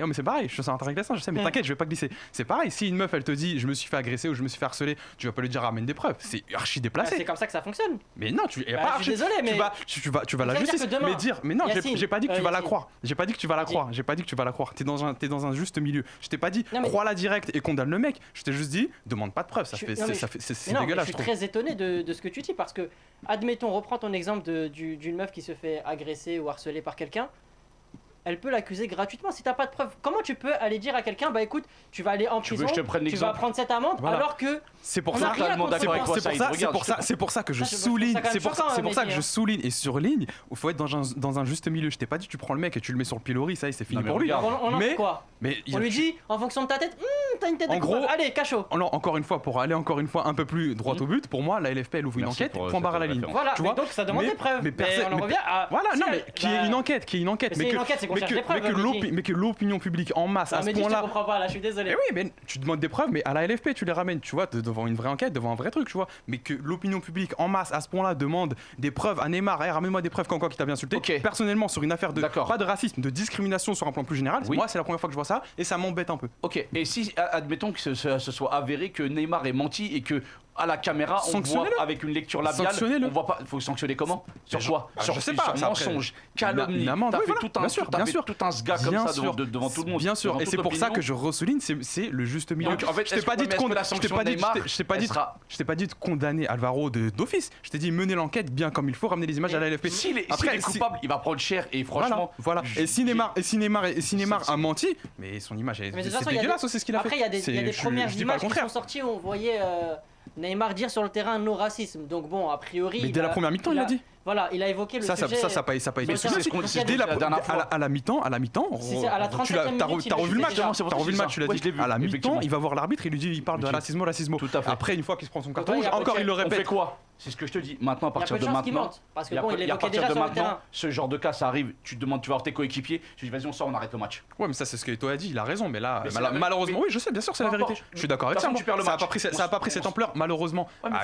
Faut des cas. Encore une fois, il faut des décisions fortes dans ce genre de cas. Quand tu as des cas aussi graves, il faut des décisions fortes. Il faut que les joueurs quittent le terrain. Moi, ça, si j'entends, moi, en tant que coach, j'entends dans un match de ligue, j'entends des insultes sur des joueurs à moi, racistes ou autres. Je t'assure que j'arrête le match. Dans l'arbitre, je dis écoutez, monsieur l'arbitre, si vous l'arrêtez pas, moi j'arrête, je rentre chez moi. Mettez-moi le match perdu. Et on est d'accord. Par forfait, c'est pas grave, mais au moins ma fierté elle est intacte. Et on est d'accord. Et au moins je défends les valeurs. Et on est d'accord. Mais moi, le point que je souligne, c'est que l'opinion publique, encore une fois, je me répète, qui demande à ce point des preuves. Neymar, ramène-nous des preuves. Moi, ça m'a gêné. Ça m'a gêné. Ramener des preuves, c'est pas lui. Attends, t'as un avocat. Attention, Neymar, il va pas t'as un procureur. Enfin, c'est comme ça. Mais que les gens demandent des preuves, c'est normal. Après, on ne demande pas à Neymar. De toute façon, Neymar, il avait pas d'enregistreur sur lui pendant le match. Quand on dit à Neymar, demande des preuves, c'est. Mets-toi à la place. Imagine, t'es Alvaro. Tu vois, t'es pas coupable, tu sais que tu l'as pas insulté. Et on te dit, ouais, mais t'as fait ci, t'as fait ça, tu fais quoi? Tu réponds comment? Tu réponds à la justice, à la LFP, tu vas aller à ton truc, tu défends. Mais je reproche rien à Alvaro. Moi, je te parle vraiment de ce truc. Je te parle vraiment de ce truc de l'opinion publique qui demande à ce point-là des preuves. Moi, sur une affaire de discrimination, pas seulement de racisme, de discrimination, je trouve ça gênant. C'est la première fois que je vois ça. Mehdi, admettons que moi, je t'accuse de racisme. Ouais. Bah, tu vas trouver ça choquant que je demande des preuves? Que toi, tu demandes des preuves? Ouais. Pourquoi tu demanderais que Yacine demande des preuves, voilà. Moi je t'accuse de racisme, est-ce que tu vas trouver choquant que Yacine me dise non, après des preuves? Pourquoi? Non mais là t'es dans la peau de la victime, ça fait mal. Je m'explique. Là tu joues sur le truc parce que tu me dis Yacine un mot. Moi je te parle vraiment de l'opinion publique en masse comme ça, de voir des preuves. On avait l'impression. Moi je fais un trade, je dis, je sors de l'émission, Mehdi m'a dit espèce de sale sarrasin. Et je dis bon voilà, Mehdi tu m'as dit espèce de sale sarrasin. Ça peut arriver quand je suis énervé. Voilà. Et donc est-ce que ça te dérangerait qu'on dise en masse, que tout le monde dit ramène des preuves. Non, du coup, est-ce que toi ça te dérangerait? Mais ça me dérangerait pas, c'est normal. Moi ça me dérangerait. Si je suis victime de racisme, que j'ai vécu un truc de ouf, je vais pas aller jusqu'au traumatisme, mais que j'ai vécu un truc de ouf, que je suis victime de racisme et que je le raconte sur les réseaux. Pas fragile quand même, il a dit je suis pas traumatisé quand même. Non, pas traumatisé. Mais voilà, et que en masse, je dis bien en masse, parce que hier, moi je trouvais ça gênant de ouf. En masse, on dit ramène des preuves. Et j'ai fait le parallèle dans ma tête tout seul, et je le refais ici, je l'ai fait ici, et avec la meuf qui se fait agresser. Moi je trouve ça super malsain, super bizarre, super gênant. Peut-être que j'ai tort, mais en tout cas, je reste sur ma position. Parallèle ce soir dans ta tête et on en reparle la semaine prochaine. La semaine prochaine, je reviens, j'aurai la même idée. On verra après, de toute manière. Le point final, ça va être la LFP. Le mot final, pardon, ça va être la LFP qui va l'avoir. Mais il a un petit peu un côté, c'est un côté anglo-saxon, parce que les anglo-saxons, eux, c'est l'inverse. C'est pas présomption d'innocence, c'est présomption de culpabilité. C'est-à-dire que lui, dans son esprit, il dit que bah si. Non plus. Si tu dis qu'Alvaro. Est-ce que j'ai répété plusieurs fois, on ne tue pas Alvaro. Je l'ai dit plusieurs fois là, il y a quelques secondes.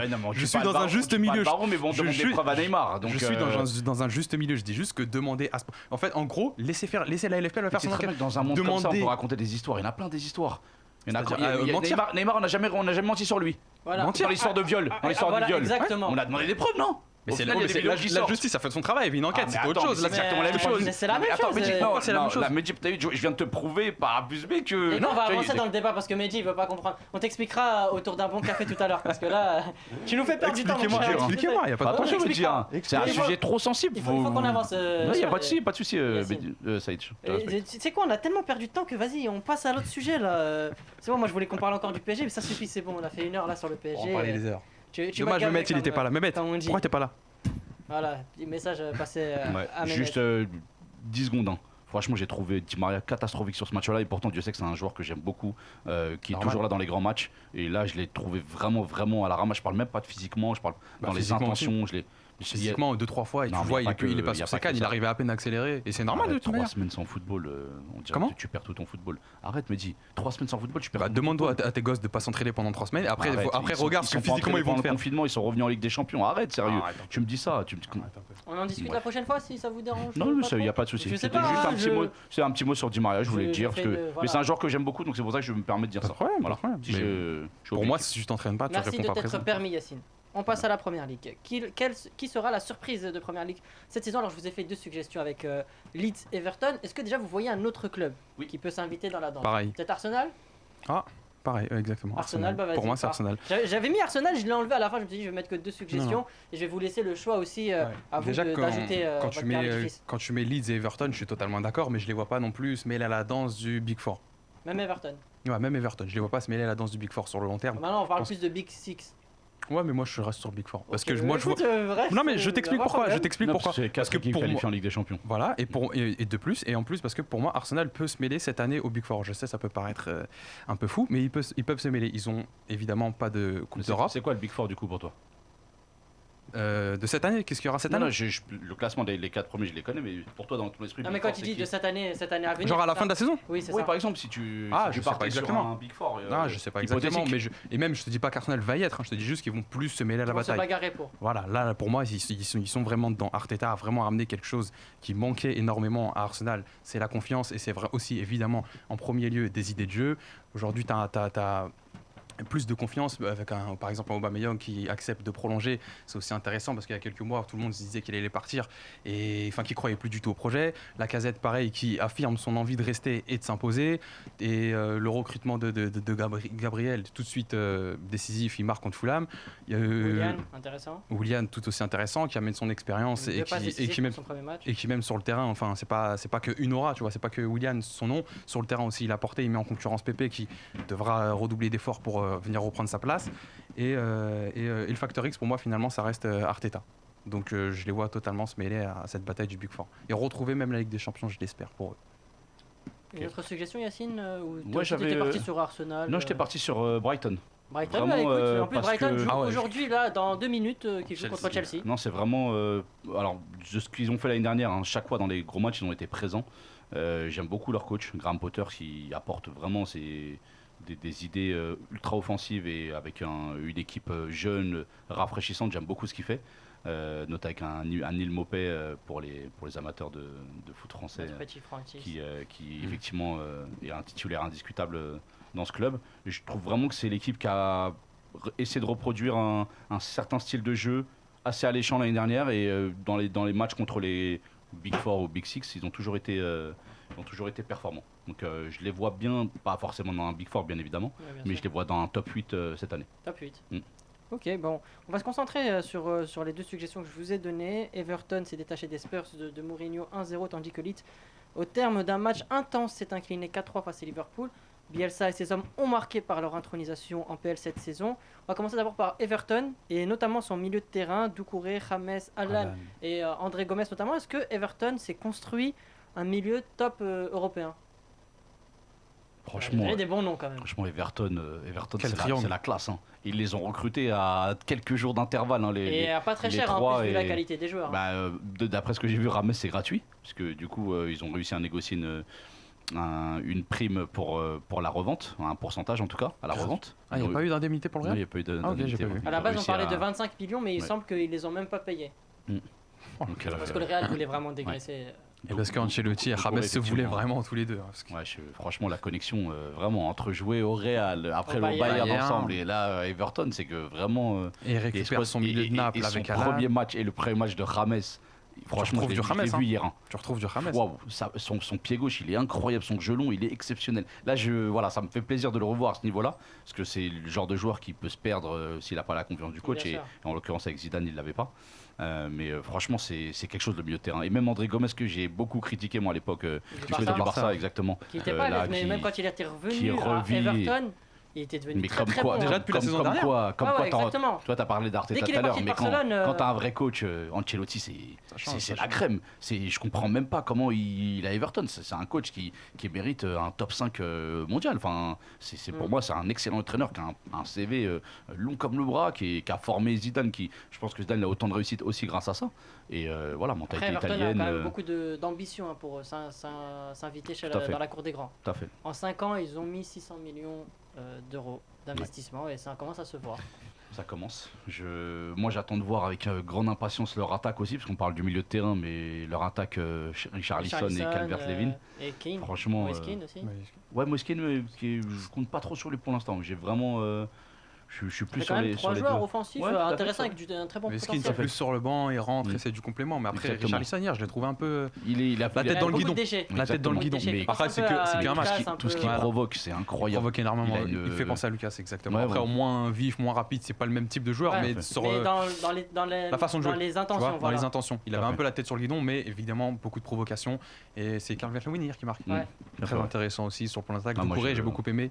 Doucouré au milieu de terrain, il fait le ménage. Récupération, relance. Place avec Michael Keane dans l'axe, Lucas Digne, excellent Lucas Digne, passeur décisif. Attention, parce qu'on parle de Lucas Digne. Franchement, on peut en parler. Moi, j'ai eu un débat hier. Incroyable à Everton, parce que tout le monde pense que Lucas Digne c'est PSG, c'est un peu la Roma, c'est un peu à Barcelone où il a eu des prestations très très pâles, on va dire, mais depuis. Il est pas si seconde zone que ça. Finalement. Voilà, et franchement, il est pas si seconde que ça parce que Everton c'est une équipe que j'aime bien regarder en première ligue, donc je tombe souvent sur. L'année dernière, il y avait Sidibé à droite et sur les matchs Everton, et je vous assure que Lucas Digne, c'est quelque chose. Déjà, pied gauche incroyable. Tellement tu l'as espagnolisé, tu l'as appelé Lucas Digne. Parce qu'il a joué à Barcelone, tu vois. J'aime bien. En vrai, je l'ai plus arabisé, mais espagnol, ça tu peux l'arabiser, il est avec une Bilka. C'est vrai Tiziri, t'as renseigné, toi. Ah ouais. Frérot. Quand même. Mais très bon en tout cas. Lucas Digne, vraiment. En tout cas, Lucas Digne, très belle. Pareil qu'André Gomes depuis l'année dernière. Mais peut-être que ça va peut-être un peu plus se voir parce qu'on les attend en tournant. Donc il y a plus de lumière sur Everton. Mais depuis l'année dernière, que ce soit André Gomes ou Lucas Digne, depuis l'année dernière, il y a des performances super intéressantes. Là, Richarlison, il voit. Enfin, pareil, il devra aussi upgrader, tu vois, son niveau de jeu, même s'il était déjà assez haut. Mais là, il voit le recrutement arriver, il voit les ambitions s'élever, il voit même les ambitions du coach s'élever. Ancelotti, je pense qu'il y a eu un vrai discours au début de saison. Voilà, les gars, le recrutement est là, les moyens sont là, la direction nous suit. Donc maintenant, à nous de répondre sur le terrain. Donc ouais, je pense qu'Everton peut faire quelque chose de très intéressant cette saison en très PL. Bon après, un Tottenham un peu léger, très décevant. Très décevant. Si tu veux parler de surprises, t'as aussi des surprises péjoratives et Tottenham peut en faire partie parce que c'est vraiment inquiétant. Ça reste qu'un match. Ça reste inquiétant de ouf. Ça reste qu'un match, mais tu te dis quand même qu'ils sont en Europa League. Ils sont en Europa League, il me semble. Non ? Je suis pas sûr. Si, c'est vrai. Je suis pas sûr. Pas sûr ? Je sais pas, je me colle une colle tout seul. C'est possible. Mais Europa League ou pas Europa League. Tu me fais passer pour des amateurs, ça non, me y a pas de problème. On n'est pas obligé de tout savoir. Des choses peuvent on a une équipe de qualité, donc je suis sûr que Florian et Stéphane vont nous dire ça dans quelques instants. Voilà, Tottenham, Europa League ou pas. Je sais que Leicester. Mais Europa League ou pas Europa League, de toute manière, si tu restes avec ces idées de jeu là, Mourinho, avec l'effectif que tu as, je pense pas que ce soit les meilleures idées de jeu. Et le recrutement qui, pour l'instant, il reste un mois évidemment, mais pour l'instant, le recrutement ne répond pas présent. Ça peut être compliqué, ça peut être long pour Tottenham. Mais qu'on reste sur Everton, Ancelotti donc est arrivé en 2019 et pour le coup là il a eu sa main sur le mercato. C'est le patron à Everton, il a donné confiance à des joueurs qui avaient perdu confiance. Un exemple, Jordan Pickford, le gardien de but, qui hier un super match. Anglais. Exactement. Et moi je trouve qu'en termes de qualité de jeu, il a réussi à instaurer un style de jeu italien dans la première ligue, ce qui n'est pas donné à tout le monde, ce qui est rare. Et avec les joueurs qu'il a récupérés, je pense qu'ils vont faire la différence. Il me manque, je pense, un ou deux joueurs vraiment pour faire la différence, un ailier droit et un défenseur central de qualité pour vraiment atteindre le gratin. Mais franchement, Alors, avec l'équipe le qu'il mercato a... est pas fini, hein. Et surtout plus, bouger les attaquants déjà en place, parce que comme on l'a dit, Richarlison, tête dans le guidon, etc. Donc sur le long terme, peut-être que ça peut s'essouffler. Donc amener quelqu'un pour faire la concurrence devant pour les attaquants. Et Moïse Kean, je trouve, enfin il est dans la rotation, mais voilà, c'est un peu juste, c'est un peu léger. Donc amener quelqu'un devant pour un peu plus faire bouger les choses et ça peut être très intéressant. Le mercato Même si est ça pas l'est fini déjà. pour Everton qui cherche toujours des bonnes affaires. Je pense que Ancelotti doit être sur un défenseur central et sur un ailier droit. Si vraiment j'ai bien ciblé le match de Tottenham, sur les manquements, c'est côté droit offensif et en défense centrale avec Michael Keane. Parce que Michael Keane, ça tient très bien Ça fait des années qu'il est là et qu'il tient la route depuis très longtemps. On en parle pas Avec souvent. Il a prolongé Mina. là il y a pas longtemps. Ouais, avec Yeremina, exactement. Yeremina, l'ancien joueur du Barça. Quel objectif pour Everton cette saison? On vise quoi? Parce qu'il faut savoir que le propriétaire d'Everton est très ambitieux et que depuis des années, là, la meilleure place qu'ils aient faite, c'est 7ème. Ils ont fait 7ème, 8ème, 11ème là, sur les 3 dernières années. Pour eux, c'est encore insuffisant. Donc, est-ce qu'ils peuvent s'inviter dans le Big Six? En tout cas, c'est un peu le défi qu'on a donné à Carlo Ancelotti. Est-ce qu'il sera capable de réaliser? En tout cas, avec cet effectif-là, Ancelotti a déclaré qu'il était content de son effectif et qu'il pouvait aller à la guerre avec ça. S'il pouvait avoir mieux, il prendrait. Mais en tout cas, moi, je les vois 5ème. 5ème. Je les vois 5ème. On est le 14 Pareil, septembre. 5-6, moi aussi, je les vois aller en Europa League. Après, il y a aussi un autre facteur à prendre. Parce qu'ils n'ont pas de coupe européenne. Ça, c'est un gros avantage. Parce qu'en fait, ils vont jouer tout sur la première ligue. Au même titre qu'Arsenal. Donc ça peut être des avantages pour Arsenal. Et l'autre facteur à prendre en compte, c'est l'état de forme des autres, tout simplement. Tu vois Liverpool qui se font un peu bouger hier quand même face à Leeds, avant-hier face à Leeds. Et ça dépend de l'état de forme des autres. Petit point info, Tottenham joue bien les tours préliminaires de la Ligue des Champions. C'est vraiment la crise alors. Ouais, effectivement. Locomotive. En plus, je l'ai lu et j'ai lu que même qu'ils pouvaient, enfin pas jeter à la poubelle, mais qu'ils pouvaient mettre de côté leur ambition en championnat pour aller chercher la Champions League avec l'Europa League. Et c'est une idée qui, pour moi, qui ressemblerait totalement aux idées de Mourinho. Donc voilà, c'est pas une info. Hein. Qu'il a déjà gagné avec United. Voilà, oui, bien sûr. Et il peut réitérer ça avec Tottenham. Tu vois, et se dire, je vais aller. Si c'est la même Europa League que cette année, il y avait quand même l'Inter, il y avait United, il y avait le FC Séville, il y a des sacrées bonnes équipes. Tu connais Mourinho, il va aller à son ambition. Je pense que son idée, ça peut être ça. Tu vois, se dire que se concentrer sur la Première Ligue, parce que c'est quand même la priorité. Mais moi, je le vois bien avoir cette idée. Il a été recruté pour la Première Ligue, pas pour l'Europa League. En Première Ligue, c'est bouché. Rapidement, on va faire juste aussi une petite parenthèse. Il y a Stéphane qui me dit à l'oreille, parmi les surprises, il voit bien Wolverhampton, qui a fait une belle campagne là en plus d'Europa League. Est-ce que vous les voyez sur la continuité? Ils ont aussi un effectif assez étoffé, ça roule assez bien Wolverhampton. Ouais, j'ai juste peur. C'est pas que je suis pas fan, c'est que je pense qu'ils étaient en sur-régime l'année dernière, vraiment, notamment sur les gros matchs. Moi, je sais que Wolverhampton, c'est l'équipe surprise. Chaque fois qu'ils jouent un gros, beaucoup de parieurs qui mettaient Wolverhampton ou nul à l'époque. Donc, je sais qu'il y a beaucoup de mes amis qui ont gagné de l'argent grâce à ça, même si c'est interdit. Bref. Mais plus sérieusement, Wolverhampton, j'ai juste peur. Non, mais parce qu'il n'y a aucune raison d'y répondre, on n'est pas là pour ça. Évidemment. Mais j'ai vraiment peur qu'ils perdent des joueurs importants. Adama Traoré, par exemple. Tu penses qu'il peut encore partir? C'est pas fini le mercato. En PL, il n'y a aucun club qui est dans. Tu vois, c'est pas la même chose. Ça coûte cher en plus. Franchement. Ouais, déjà, mais tu sais, il n'y a personne qui est obligé de vendre. S'ils veulent garder leur ambition. Je pense qu'il y a des équipes, justement, vu le déroulement de certains matchs de championnat, ils ont repris assez tôt. Je pense qu'ils ont jusqu'à 5 octobre ou 6 octobre la fermeture du mercato. Et du coup, il peut y avoir encore des coups. Un Raúl Jiménez, c'est un attaquant, c'est une denrée rare, un numéro 9 de ce niveau-là. Moi, je vois un club comme la Juve qui cherche un attaquant de niveau international qui peuvent se positionner dessus. Ça va très très vite. Ils perdent déjà leur latéral droit. Ouais, après, ils veulent récupérer Luis Suarez à la Juve. Oui, mais c'est pas encore fait. Mais je me dis, c'est le seul danger pour Wolverhampton. Mais c'est vrai que une bonne saison, mais j'y crois pas. Pour répondre à notre ami Stéphane, si tu veux voir les ambitions de Wolverhampton, au final, ça se verra dans le mercato. Si un mec comme Adama Traoré, ce qui est possible, part, t'as quelques réponses sur leur ambition. On va passer à Leeds. Qu'est-ce qu'on peut attendre de Bielsa? Le jeu, la victoire ou les deux? Quel hype! Incroyable. Comment les gens ne peuvent pas aimer Bielsa? Moi, je me pose la question depuis des années, quand les gens me disent ouais, mais Bielsa, il est ci et ça, mais il a rien gagné, palmarès et tout. Mais en fait, tu te rends compte qu'à chaque match, c'est du spectacle.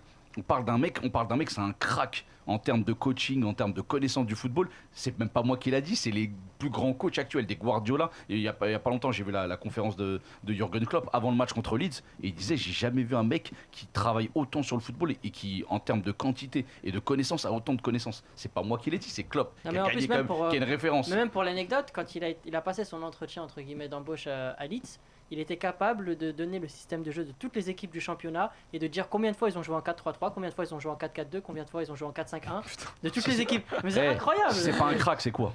C'est incroyable. On peut pas me dire. Et c'est un coach qui arrive à faire jouer toutes ses équipes de la même façon. Toutes les équipes qui ont été coachées par Bielsa jouent toutes de la même façon. Moi, je le sais, je suis bien placé en tant que supporter marseillais. À Lille, même s'il n'est pas resté longtemps, c'est quand même lui qui a instauré ce style de jeu-là. Leeds en fait partie, la Lazio, Bilbao, il y en a plein. Il veut imposer sa patte, il pense que le football il est fait comme ça. Lui c'est pressing total, tout terrain. Il faut des joueurs qui courent tout le temps, c'est pour ça qu'il insiste énormément sur la préparation physique. J'ai fait des focus sur certaines scènes pendant le match contre Liverpool. À un moment donné, ils sont 7 dans la surface de réparation. Tu les vois sprinter, hein. Sur une contre-attaque, transition ultra rapide, tu les vois sprinter, ils sont à 7 dans la surface. Ça veut dire que derrière, il n'y en a que 3. Ils sont à 7 contre Liverpool. Liverpool à Anfield, champion titre. C'est quand même, franchement, faut avoir vraiment une philosophie de jeu ultra offensive et vraiment spectaculaire pour proposer ça. Pour moi, Bielsa, c'est le seul coach au monde qui peut faire ça. Vraiment se dire, c'est le premier match, on y va, on n'a rien à perdre. On y va, clairement. On envoie tout. Et ils en mettent 3. Et c'est 3 super buts. Hein. C'est pas des buts au rabais ou des coups francs ou des corners, etc. C'est des vrais buts, des actions construites avec la qualité technique. Parce que c'est ce que demande le Il se pose jamais la question de savoir s'il va réussir à imposer sa patte. Toutes ces équipes jouent comme lui il veut. Il n'y a pas de doute, de question. C'est une tirade du cœur, mais ça ne répond pas à ma question, mon cher Yacine. Que peut-on attendre de Bielsa? La victoire, le jeu. J'allais te répondre, c'est juste qu'on c'était interactif et du coup je me suis dit. Que tu parles, du coup, ok, je on enchaîne, il nous reste 15 minutes, tu vois. Il n'y a pas de souci, je t'en prie. Ça, je suis désolé pour cette tirade. Non, mais c'est pas grave, c'est toujours intéressant de voir le cœur s'exprimer. Pour moi, honnêtement, Leeds, je pense qu'ils vont pas tenir le coup parce que, comme toutes les équipes de Bielsa d'ailleurs, ils commencent très très bien leur championnat.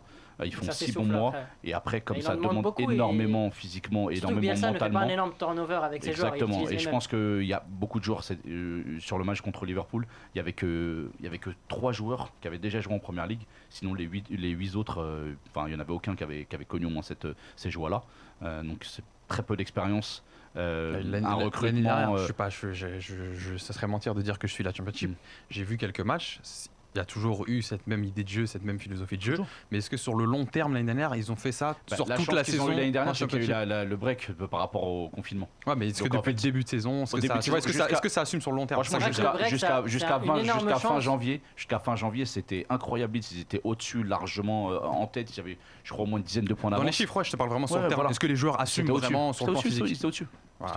Pourquoi ils assumeraient pas? Moi je pense que avec l'euphorie Première Ligue, t'en as beaucoup qui découvrent la Première Ligue. Mais la Première Ligue, tout à fond, ils peuvent surperformer le temps de quelques mois, voire le temps de toute la saison. C'est ce que je te dis, ils vont être bons jusqu'à janvier et après Boxing Day parce que c'est la référence en Première Ligue. À partir du Boxing Day, ils vont s'écrouler. Pourquoi? Ils peuvent s'écrouler parce qu'ils n'ont pas d'expérience, parce qu'à un moment donné ils savent pas tenir un score, parce que c'est aussi la mentalité de Bielsa. À 3-3, il leur a demandé d'attaquer. C'est pour ça que je te dis ça. Mais tout le monde n'est pas Liverpool après. Tu vas pas jouer Liverpool tout le week-end. Contre les petites équipes, je pense que ça pourrait passer, mais contre les grosses équipes, ils ont trop d'expérience, ils ont trop de cadres à des postes importants pour verrouiller. Moi, je serais curieux de voir un match comme tu vois Tottenham, ils peuvent se prendre une bonne rafale contre. Oui, Tottenham, mais est-ce que Tottenham c'est un grand club en Première Ligue? C'est censé l'être en tout cas. C'est pas une grande équipe, mais c'est censé être une grosse machine contre Première Ligue. Mais moi je les vois 13e, 14e. C'est ce que j'allais vous dire. Est-ce que Leeds doit jouer le maintien ou est-ce qu'on peut les voir un chouïa plus ambitieux que ça? Après, tu peux pas t'arrêter que au match de ce week-end contre Liverpool. Mais si demain, j'entends dans la presse, Leeds joue officiellement le top 10, etc., et que tu as les mêmes idées de jeu et que tu as les mêmes résultats, enfin pas résultats du match, mais les mêmes résultats sur le terrain, ouais, top 10, ça peut largement se faire. Tu vois, c'est vraiment une équipe on découvre, il n'y a rien à perdre, on y va à fond, on attaque, comme tu l'as dit. Une équipe intelligente qui a compris le système de jeu et qui tu vas pas te faire punir tous les week-ends. Non, pas tous les week-ends, mais en fait, c'est pour ça qu'ils vont bien commencer. Je pense au début, jusqu'au Boxing Day, ils vont être 8e, 9e, et après, ils vont descendre petit à petit. Je pense, moi, je veux 13e, 14e place pour mon pronostic de classement de Leeds. Si je dois pronostiquer, moi, je les mets dans le top 10. Everton, je 9e. les vois beaucoup plus expérimentés, avec un coach plus expérimenté aussi qu'en première ligue, qui a déjà réussi à imposer sa patte. Je pense que Bielsa, la marche va être un petit peu trop haute pour jouer un top 8. Après, pour connaître le contexte de Leeds, c'est un club très instable. En 15 ans, ils ont changé 14 fois de coach. Bielsa, encore il y a une semaine, on ne savait pas s'il allait prolonger son contrat. C'est fou, Est-ce quand qu'il même, peut faire comme à Marseille et quitter le navire du jour au lendemain? Est-ce que vous le voyez travailler sur le long terme? Oui. Franchement, tu me poses une question sur une personne qui est folle, c'est pour ça qu'il s'appelle El El Loco.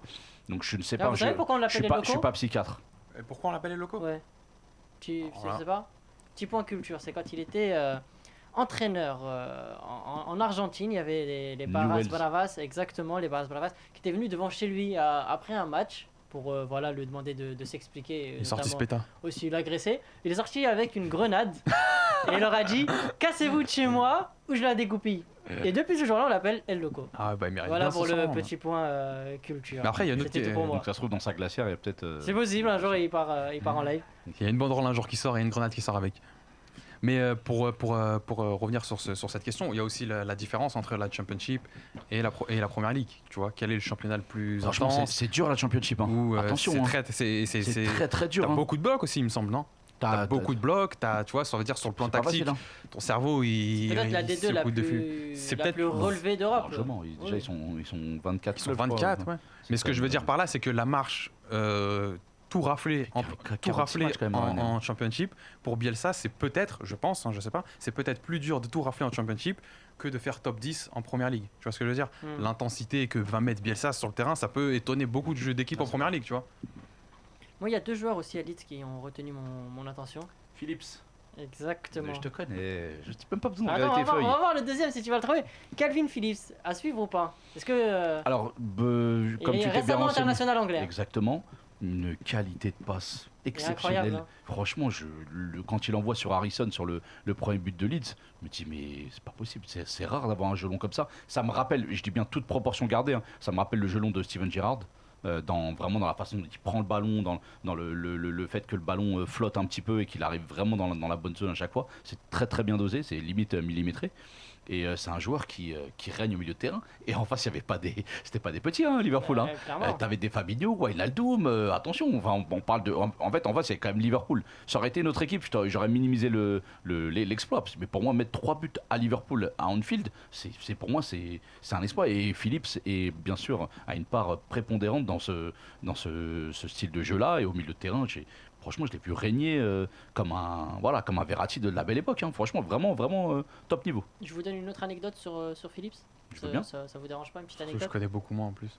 Alors, petite anecdote, Marcelo Bielsa lui a fait un cadeau. Il lui a offert un de ses maillots quand il était joueur. Donc, il faut savoir quand même la valeur que Bielsa accorde à tout ça. Et donc, Phillips va l'encadrer chez lui.